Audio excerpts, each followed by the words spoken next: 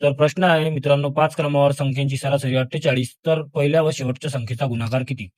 म्हणजेच याचा अर्थ असा होईल, की 48 ही सरासरी आहे. तर 5 क्रमांकावर संख्या जेव्हा आपण लिहितो, समजा आपण 5 क्रमांकावर संख्या लिहू, 48 ही सरासरी आहे, म्हणजे मधला अंक हा 48 असला पाहिजे.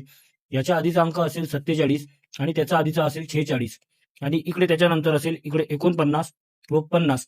नेहमी क्रमवार संख्येची सरासरी विचारली असता ही मधली संख्या सरासरी असते. तर इथे 48 सरासरी आहे.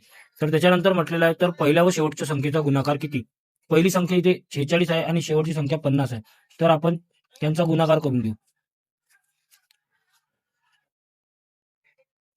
5 सकम 30 ची 0, 8 आले 3, 5 चोक 20 आणि 3 23. म्हणजे याचं उत्तर असेल आपल्याला 2300. तर याचं हे बरोबर उत्तर आहे.